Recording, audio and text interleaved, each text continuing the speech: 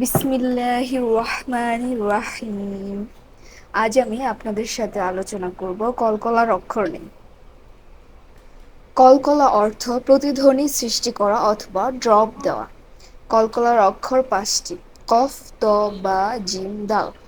যখন এই 5টি হরফের উপরে যজম থাকবে তখন কলকলা করে পড়তে হবে।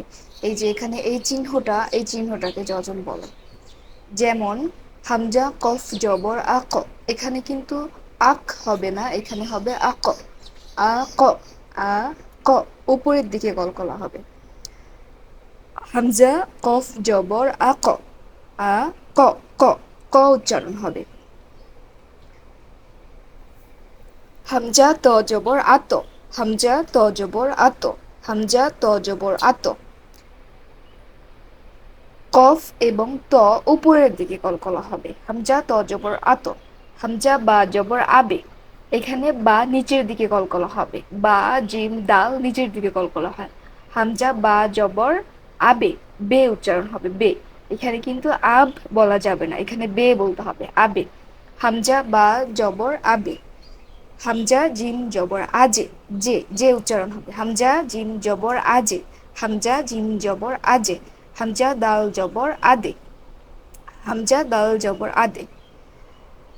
হামজা কফ জবর আক, হামজা ত জবর আত, হামজা বা জবর আবে, হামজা জিম জবর আজে, হামজা দাল জবর আদে।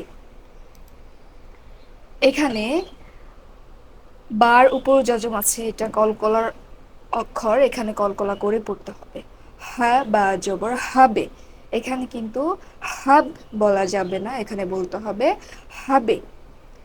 এখানে জিমের উপরে যজম আছে, এখানে কলকলা করে পড়তে হবে হা জিম জবর হাজে, হা জিম জবর হাজে, হা জিম জবর হাজে।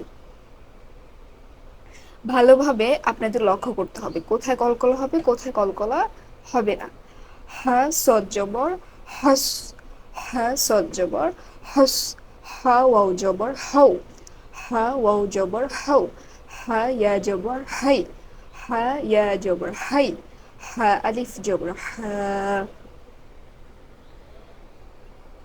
এটা হচ্ছে এক আলিফ মা। যখন জবর বামে খালি আলিফ থাকবে তখন সেখানে এক আলিফ টেনে পড়তে হবে। জবর বামে খালি আলিফ থাকলে, জের বামে ইয়া সাকিন থাকলে, পেশের বামে ওয়াও সাকিন থাকলে এগুলো হচ্ছে এক আলিফ মাদ। এখানে এক আলিফ পরিমাণ টেনে পড়তে হবে। এক আলিফ পরিমাণ কিভাবে বুঝতে পারবেন আপনারা, সেটা হচ্ছে আপনাদের এক আঙ্গুল উঠাইতে যতটুকু সময় লাগে অতটুকু টেনে পড়লে হবে। লাম নুন জবর লান, লাম লাম জবর লাল, লাম মিম জবর লাম, লাম ওয়াও জবর লাউ, লাম ইয়া জবর লাই, লাম আলিফ জবর লা। ফা র জবর ফার, ফা জিম জবর ফাজি। এখানে কলকলা হবে, এখানে জিমের উপরে যজম আছে। এটাকে যজম বলে, সাকিন বলে, সুকুন বলে, তিনটা নামে এটা পরিচিত। ফা কাফ জবর ফাক, ফা ওয়াও জবর ফাও, ফা ইয়া জবর ফাই, ফা আলিফ জবর ফা। এখানে জবর বামে খালি আলিফ আছে, এখানে এক আলিফ টেনে পড়তে হবে। আইন নুন জবর আন, আইন সদ জবর আস, আইন মিম জবর আম, আইন ওয়াও জবর আও, আইন ইয়া জবর আই, আইন আলিফ জবর আ। হা লাম জবর হাল, হা মিম জবর হাম, হা কাফ জবর হাক, হা ওয়াও জবর হাউ, হা ইয়া জবর হাই, হা আলিফ জবর হা। হামজা নুন জের ইন, হামজা লাম জের ইল, হামজা জিম জের ইজ, হামজা শিন জের ইশ, হামজা ওয়াও জের ইউ। এটা ইউ উচ্চারণ হবে, ইউ। হামজা ওয়াও জের ইউ, হামজা ওয়াও জের ইউ, হামজা ইয়া জের ই। এখানে জের বাম ইয়া সাকিন, এক আলিফ টেনে পড়তে হবে। এটা হচ্ছে এক আলিফ মাদ।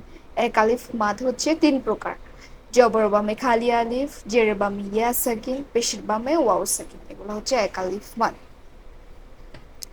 যেমন জের বামে ইয়া সাকিনের মানে হচ্ছে, এখানে হচ্ছে এটা হচ্ছে জের, এই যে আলিফের নিচে এটা জের, জের বাম সাইড হচ্ছে এটা, এখানে জের বামে যে ইয়া সাকিন মানে ইয়ার উপরে সাকিন আছে, তাই এখানে এক আলিফ টেনে পড়তে হবে, এটা মাদের হরফ।